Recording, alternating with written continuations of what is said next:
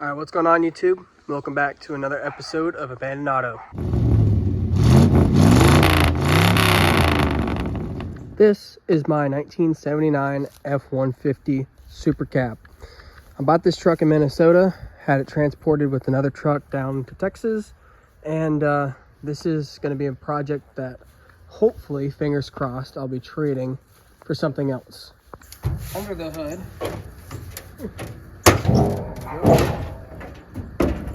we have a 2-barrel with a Ford 400 underneath it. So the story behind this truck is I picked this up at a garage sale, believe it or not, in Minnesota. And the lady said that this and a couple other vehicles that were for sale were her dad's vehicles. He passed away a few months before that, and she was just trying to get rid of them. So I couldn't pass up on a good deal. But this truck, I think, hasn't seen the road in 10 years. So I already have this thing running. But today we're going to be diving into a little bit more of just getting it running better, because I do have plans with this truck. Being a northern truck, this truck does have a little bit of rust. We got this in the floor, but if you have seen my F-100 video, that's nothing compared to what my truck had. There's a little bit of cab corner rust, a little bit in the fenders, rear fenders, rear of the bed. But overall, this truck is pretty solid considering the fact that the northern truck and the age of it. This is the roughest side right here. Looks like somebody tried to do some Bondo work. There's also some rust hole right here. Somebody tried to Bondo this section, and over the years it's kind of peeled. But other than that, this is a good shaped truck. The clear is coming off of it a little bit, but what we have here is a 400 Ford 400. So if you don't know, Ford had a 302, a 351 Windsor, 351 Cleveland, and a 351 Modified. And in the 351 Modified, you have the Ford 400, because the 351 Modified is a D-stroke 400. So this is a Ford 400. You can see on this tag right here, 5.8M 351 Modified, or 6.6. And just engine displacement 400 cubic inches. So this is a Ford 400, and this truck does run. I got it running. Both tanks are rusted out, so I bypassed it. Have a gallon jug right here. Still got a little bit of gas in there. So we'll hear it run real quick. It runs great, but the carburetor's got some issues, and we'll dive into that in this episode. Also, I forgot to mention that I did new spark plugs and a new battery. So spark plugs, battery, and fuel. All right, I just hooked the battery back up. Do a cold start for those that may not trust me or whatever. Cold start, touching the exhaust manifold there. Just grab the keys from inside. I hope this is the right key because I've got a couple of them. All in one take. Put the key in the ignition. Let's see. It is the right key, okay. Have to fasten your seatbelt light. Go ahead and drop my phone too, but we're doing it one take, so you guys know I'm not lying. A couple pumps of the gas. And it fires right up. You hear it idle. The exhaust needs a little bit of work too, but you can hear it idle. Hear it run up here. Now you may say, Dean, it sounds like it's running decently. What's wrong with the carburetor? Well, the issue is I've leaned out the idle mixture screws completely. This truck should not be running. When I got this running the first time, it was running really rough, like it was getting way too much gas. So I checked the idle mixture screws. If you watch the episode of me fixing my brother-in-law's Mitsubishi Mighty Max, I tell you that the idle mixture screws should be around 2.5 turns out. That's what these were set at. And it was running really rough. So I backed them all the way, or tightened them all the way down and leaned out the mixture. This truck should not be running as it sits, and yet it's still running. That means there's getting gas somewhere else in this circuit, which means it's the bad power valve. So what did I get to fix that? I got O'Reilly's Finest carb rebuild kit. So I'm going to be not rebuilding the entire thing, because I've learned one thing about these carburetors. If it's not broke, don't fix it. all I'm doing is replacing the power valve. I'll put this in the truck just in case I need it later on down the road, but I'm gonna put a new power valve in this and actually get this carburetor to run right. Go ahead and check out my Instagram at abandoned_auto. Follow me there. I have a lot more frequent posts there. I'm not as frequent on YouTube as I am on Instagram. So go ahead and check me out, and let's continue with the video. Now this interior was peak of the 70s. I mean, this was a F-150 Ranger package. So on the packages, this was a pretty nice package. This means wood grain on the steering wheel, which, may I add, is in very great shape. The wood grain on the panel right there had cloth seats like this, door cards. But this is what's cool about peak of the 70s. Ready for this? So right here, we're gonna move this seat up. One, a swing away chair. Also, this truck has all the original hubcaps. This has 70s shag carpet somebody put in the back. And if you ever rode in the back of a Ranger, you know what these are. These are jump seats. 2 jump seats, both of them functioning. Somebody also added some speakers back here, but a SuperCab was a pretty rare option. Also sliding glass in the back, that was an option. But this truck was a great truck back in the 70s, and we're gonna try to restore it to its former glory. When I bought it off the lady, odometer says 64,800 miles. That's what she had it listed on the for sale sticker too. She said she couldn't confirm that those were original miles, but from what her dad was saying, then that's what he thought they were. And I just noticed this down here too. Let's see what these say. This is oil filter. Let's see.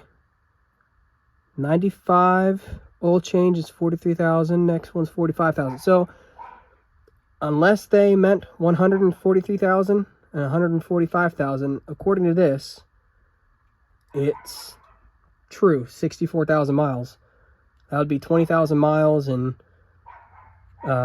probably a handful of years, because they said it'd been parked for a while. So that's pretty neat that I found that. Hopefully this is a 64,000 mile truck. That would be pretty neat. And if you look at the pedals down here, they don't look worn on the sides, on the bottom or anything. So that might as well be 64,000 original miles. All right, I'm gonna go ahead and start working on getting this carburetor off, and I'll put it on a time lapse for you. And once it's off, then I'll work you through changing the power valve.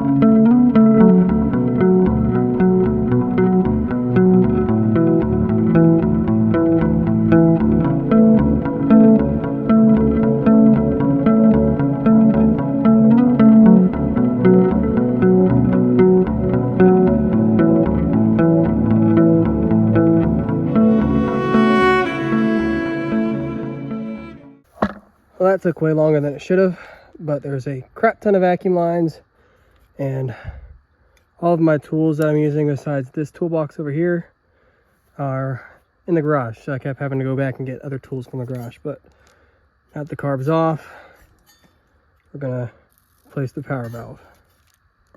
All right, so I've never actually replaced the power valve on one of these 2150s, but there's still gas.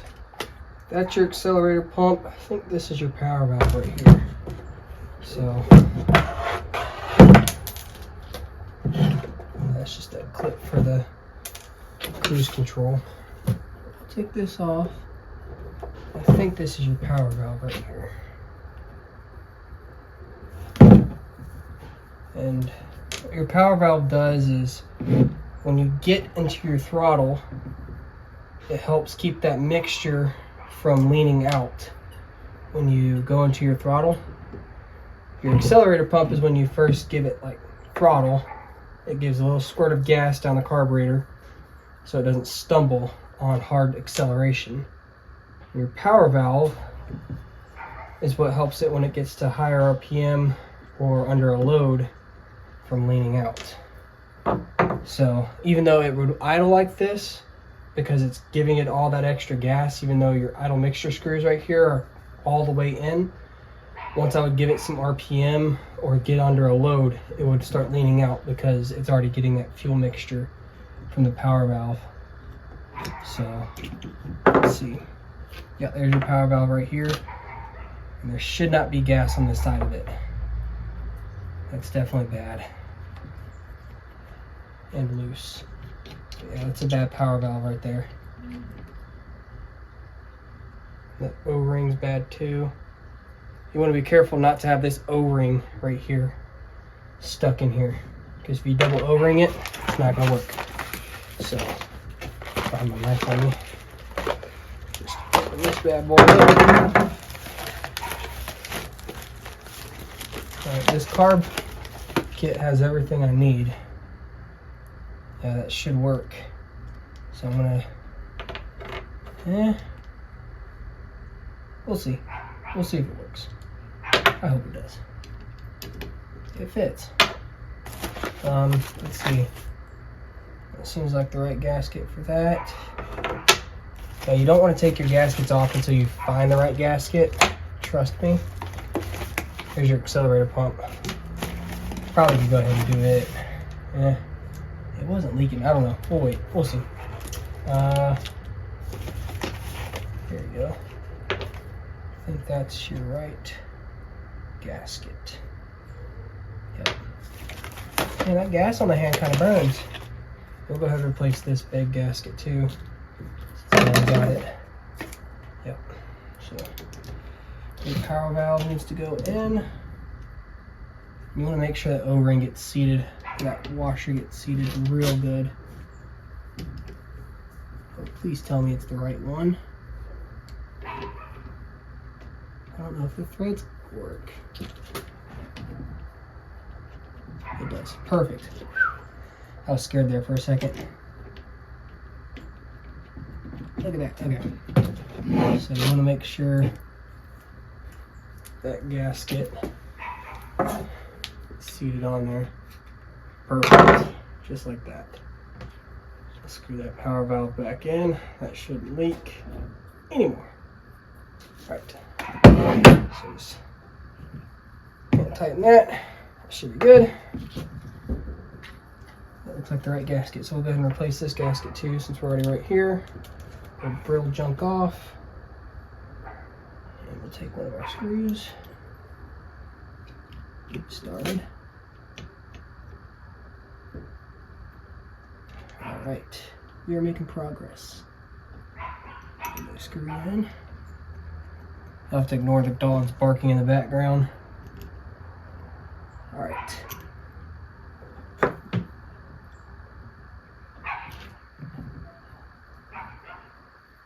Yep. Looks good. I think I'm going to wait on the accelerator pump because it didn't seem to be leaking. I really don't want to take it off, do any work I don't have to do.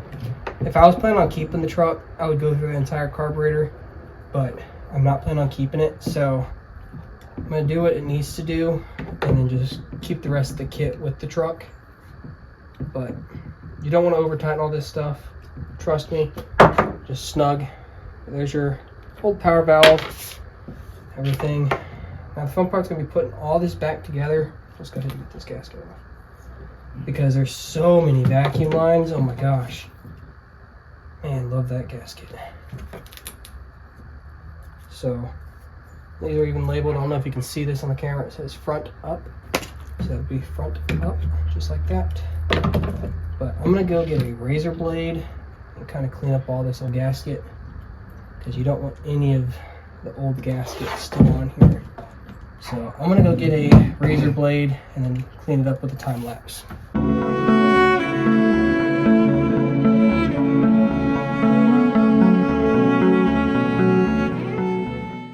So we're gonna go ahead, like I said, these mixture screws right here are all the way in. So we're gonna turn these out.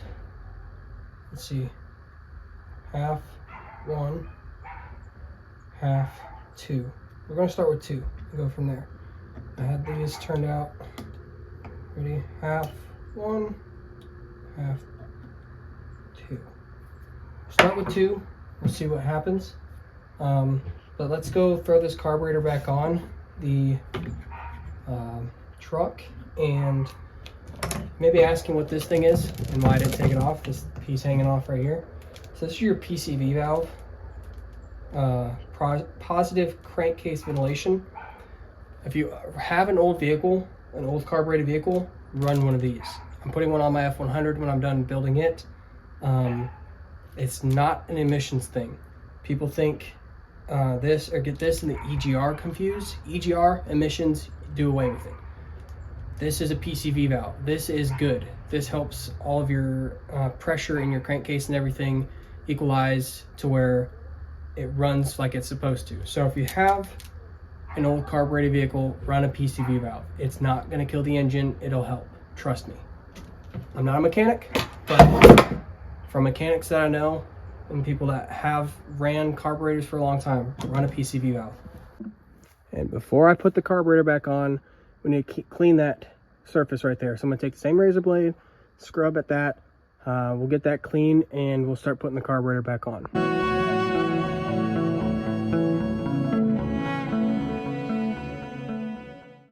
All right, so we're ready to put the carburetor back on. First things first, base gasket. That is the old one. Let me grab the new one. You can see the old one's kind of swollen up and everything. So yeah, let's go grab the new one. We got the new one.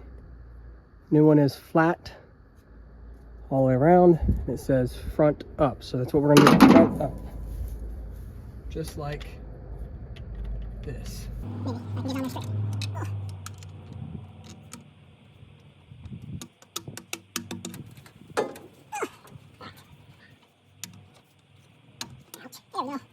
Front, up. And then all the way down. There we go. That way. Just kind of push down.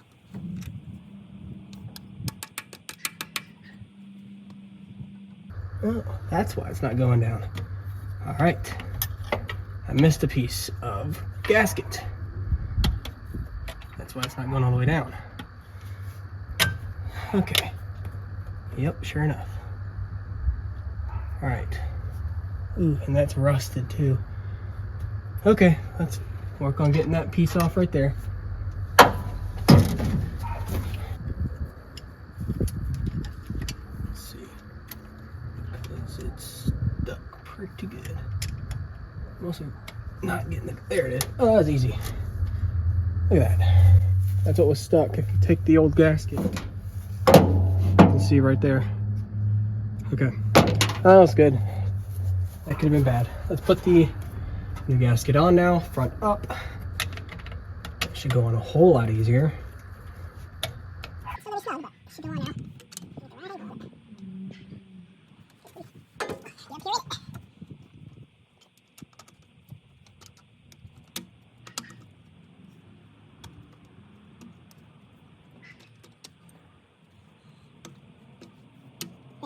All the way down, all the way around. Perfect. See, it's all sealed up. Now I'm gonna put a time lapse on so you can barely see me struggling to put everything back together. And we will get back to you whenever that carburetor's on.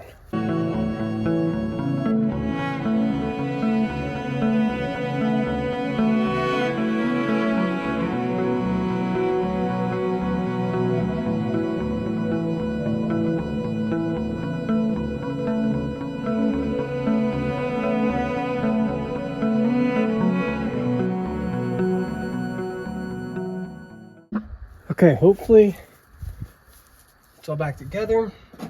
Put the battery back up. All right. It's not gonna have any gas in it because I poured that all out. We're building it. Should have enough gas to cycle the key though and pump it up. So let's see.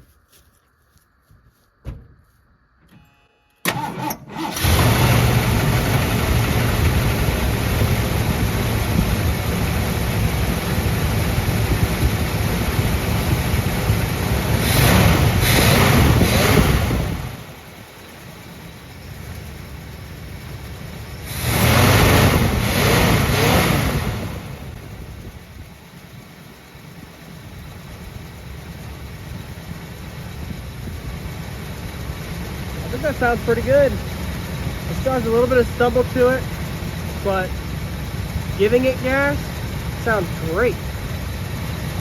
So I'm gonna go ahead and put the air cleaner back on, and I'm gonna call that good for this video. That was my whole thing, was those idle mixer screws seem to be doing pretty good. 2-ish screws out. I'm gonna just play with them a little bit. Let's just see what it sounds like if I try to go in or out.